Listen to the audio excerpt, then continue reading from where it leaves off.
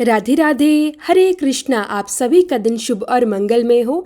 ज्येष्ठ मास की है दिव्य यात्रा अब उस मोड़ पर आ चुकी है जहां आत्मा केवल एक ही पुकार करती है, हे प्रभु अब सब कुछ तेरा है।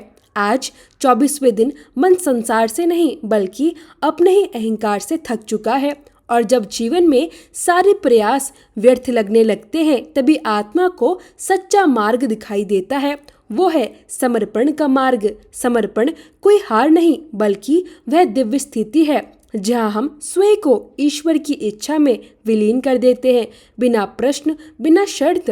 आज इसी पूर्ण समर्पण भाव के साथ हम हाथ जोड़कर प्रार्थना करते हैं, हे श्री कृष्ण, हे सूर्य नारायण, हमें अपने चरणों में वह स्थान दो जहाँ हमारा मैं विलीन हो जाए और शेष रहे केवल आपका करुणा भरा आलोक। और आज के अध्याय से पहले हम सभी विघ्नहर्ता भगवान श्री गणेश जी का ध्यान करें और श्रवण करें श्री गणपति अर्थवशीर्ष का पाठ। गणेश भगवान को प्रथम पूज्य भगवान कहा जाता है। कोई भी शुभ काम हो, कोई भी पूजा हो तो सबसे पहले गणेश जी की पूजा की जाती है। गणेश भगवान अपने भक्तों के समस्त विघ्न बाधाओं का नाश करने वाले देवता हैं। गणेश जी की पूजा हर दिन की जाती है, लेकिन बुधवार का दिन भगवान गणेश को समर्पित माना जाता है।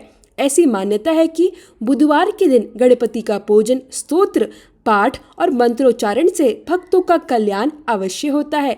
विघ्नहर्ता को समर्पित एक वैदिक प्रार्थना है गणपति अर्थवशीर्ष। ऐसा कहा जाता है कि प्रतिदिन श्री गणेश जी का अर्थवशीर्ष पाठ करने से घर और जीवन के सभी अमंगल, सभी कष्ट दूर हो जाते हैं।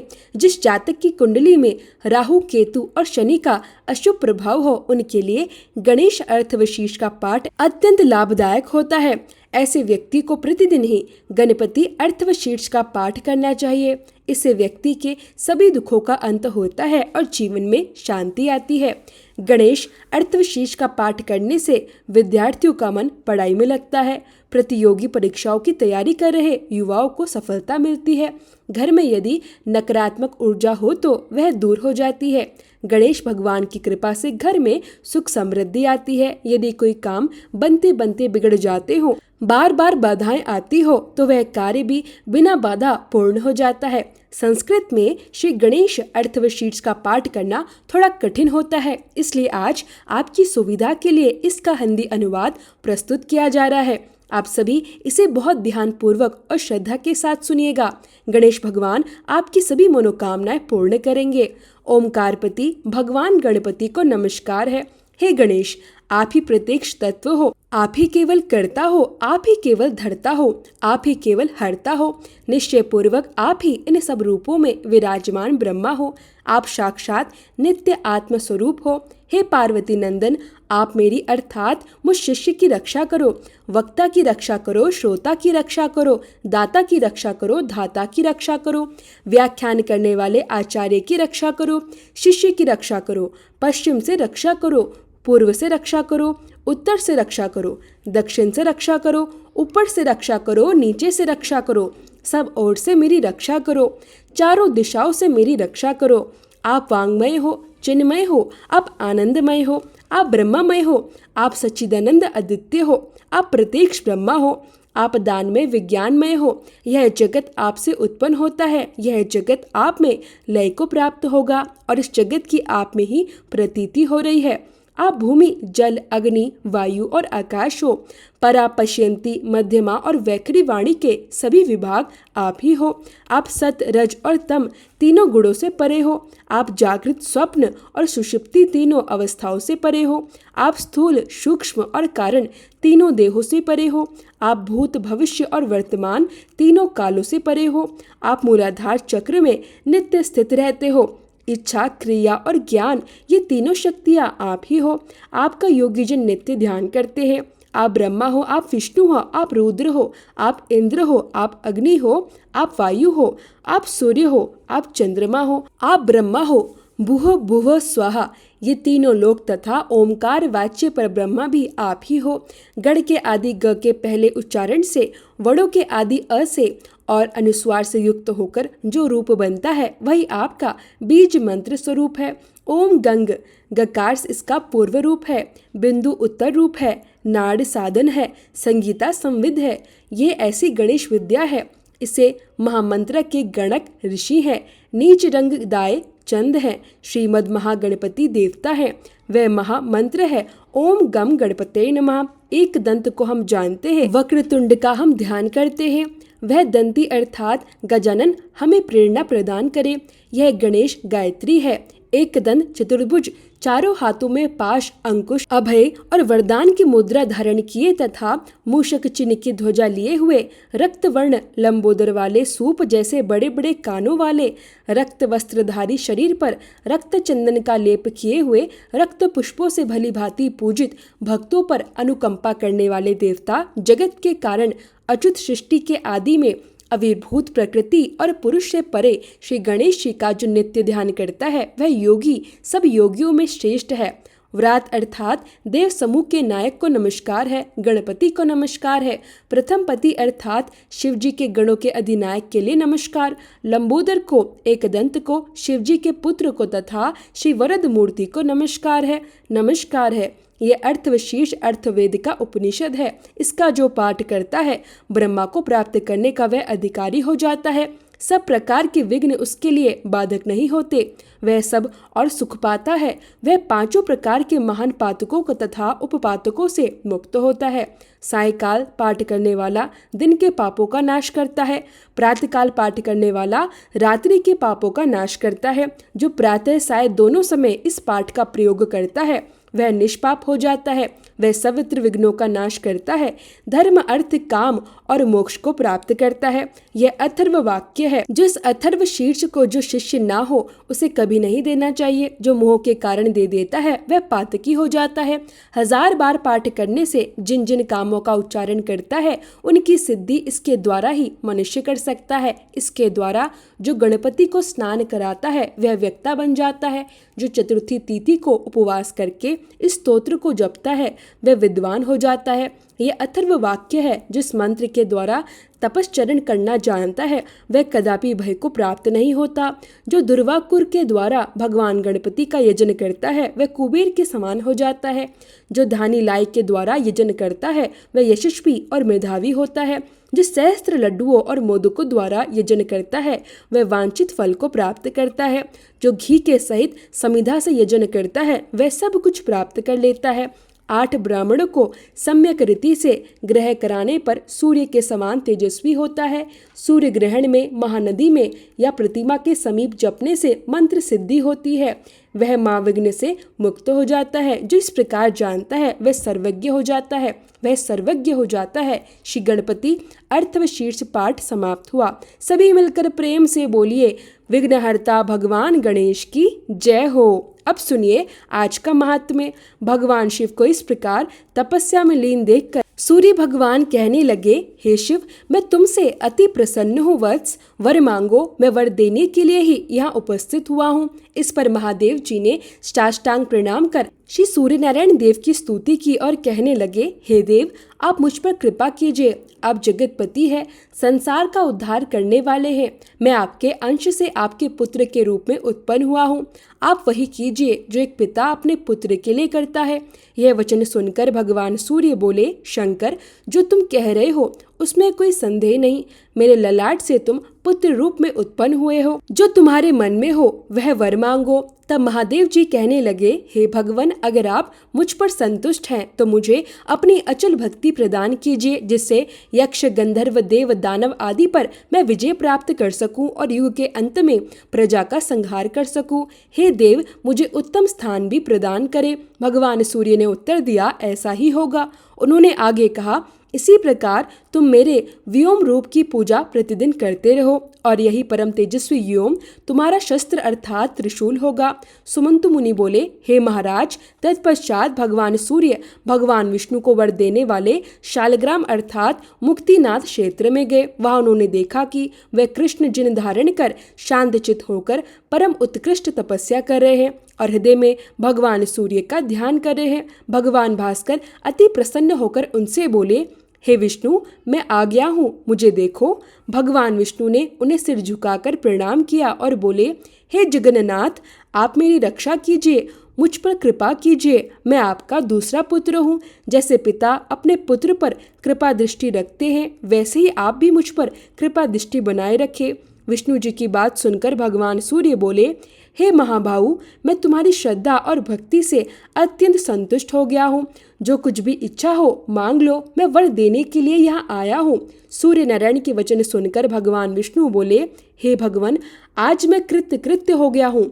मेरे समान कोई भी धन्य नहीं है, क्योंकि आप स्वयं मुझे वर देने आए हैं। आप मुझे अपनी अचल भक्ति और शत्रुओं को पराजित करने की शक्ति प्रदान कीजिए और ऐसा वर दीजिए कि मैं संसार का पालन कर सकूं। मुझे ऐसा स्थान दीजिए जिससे मैं सभी लोकों में यश, बल, वीर्य, सुख और कीर्ति से संपन्न रहूं। भगवान विष्णु की बात सुनकर भगवान सूर्य बोले, तथास्तु महाबाहु, तुम ब्रह्मा के छोटे और शिव के बड़े भ्राता हो। सभी देवता तुम्हें नमस्कार करेंगे। तुम मेरे परम भक्त और प्रिय हो, इसलिए तुम्हारी मुझ में अचल भक्ति सदैव बनी रहेगी। जिस व्योम रूप का तुमने अर्चन किया है, वही व्योम ही तुम्हारे लिए चक्र रूप में अस्त्र शस्त्र का कार्य करेगा। यह सभी आयुधों में उत्तम है और दुष्टों का विनाशक है। समस्त लोग इसे नमस्कार करते हैं। इसके बाद सुमंतु मुनि बोले, राजन, इस प्रकार भगवान भास्कर भगवान विष्णु को वर देकर अपने लोकों को चले गए। ब्रह्मा, विष्णु और शंकर ने भगवान सूर्य नारायण की पूजा कर सृष्टि पालन और संहार की शक्ति प्राप्त की। यह आख्यान अत्यंत पवित्र, पुण्यदायक और सभी पापों का नाश करने वाला है। यह 3 देवों का उपाख्यान है और 3 देवता इस लोक में पूजित है। यह धर्म, अर्थ और काम का साधन है तथा स्वर्ग, आरोग्य और धन्य धान प्रदान करने वाला है। जो व्यक्ति इस आख्यान को प्रतिदिन सुनता है या इसका पाठ करता है, वह अग्नि विमान पर आरूढ़ होकर भगवान सूर्य के परम पद को प्राप्त करता है। पुत्रहीन को पुत्र, निर्धन को धन और विद्यार्थी को विद्या प्राप्त होती है। वह तेज में सूर्य के समान और प्रभा में उनकी किरणों के समान हो जाता है और अनंत काल तक सुख भोग कर ज्ञानियों में उत्तम स्थान को प्राप्त करता है। अब सुनिए अध्याय 27 से 29 का वर्णन। राजा शतानिक ने पूछा, हे ब्राह्मण, जिन तेजस्वी भगवान सूर्य नारायण ने जो ब्रह्मा जी को वर प्रदान किया, देवताओं और पृथ्वी को उत्पन्न किया, जो ब्रह्मा आदि देवताओं को परीक्षित करने वाली तथा समस्त जगत के पालक, महाभूतों सहित 14 लोकों को शिष्टा, पुराणों में तेज रूप से स्थित और पुराणों की आत्मा है तथा अग्नि में स्वयं स्थित है, जिनके सहस्त्रों सिर, सहस्त्र नेत्र तथा सहस्त्रों चरण है, जिनके मुख से लोक पितामह ब्रह्मा, वक्ष स्थल से भगवान विष्णु और ललाट से साक्षात भगवान शिव उत्पन्न हुए हैं, जो विघ्नों के विनाशक और अंधकार नाशक, लोक की शांति के लिए जो अग्निवेदी, कुशा, शर्वा, प्रोक्षणी, व्रत आदि को उत्पन्न कर इनके द्वारा हव्य भाग ग्रहण करते हैं, जो युग के अनुरूप कर्मों के विभाजक तथा क्षण, काल, काष्ठ, मुहूर्त, तिथि, मास, पक्ष, संवत्सर, ऋतु, कालयोग, विविध प्रमाण और आयु के उत्पादक तथा विनाशक है, और जो परम ज्योति और परम तपस्वी हैं, जो अच्युत तथा परमात्मा के नाम से जाने जाते हैं, वे ही महर्षि कश्यप के यहाँ पुत्र के रूप में कैसे अवतरित हुए। ब्रह्मा आदि जिनकी उपासना करते हैं तथा वेदाओं में जो उत्तम और देवताओं में प्रभु विष्णु है, जो सौम्य में सौम्य, अग्नि में तेज स्वरूप है, मनुष्यों में मन रूप से तथा तपस्वियों में तप रूप से विद्यमान है, जो विग्रहों में विग्रह है, जो देवताओं और मनुष्यों सहित समस्त लोकों को उत्पन्न करने वाले हैं, वो देवों के देव भगवान सूर्य किसके लिए अदिति के गर्भ से स्वयं उत्पन्न हुए।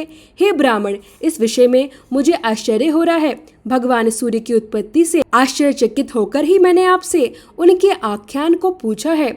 हे महामुनि भगवान, सूर्य के बालवीर्य, पराक्रम, यश और उज्ज्वलित तेज का आप वर्णन कीजिए। सुमंतु मुनि बोले, राजन, आपने भास्कर के उत्पत्ति के संबंध में बहुत ही जटिल प्रश्न पूछा है। मैं अपनी सामर्थ्य अनुसार उत्तर दे रहा हूँ।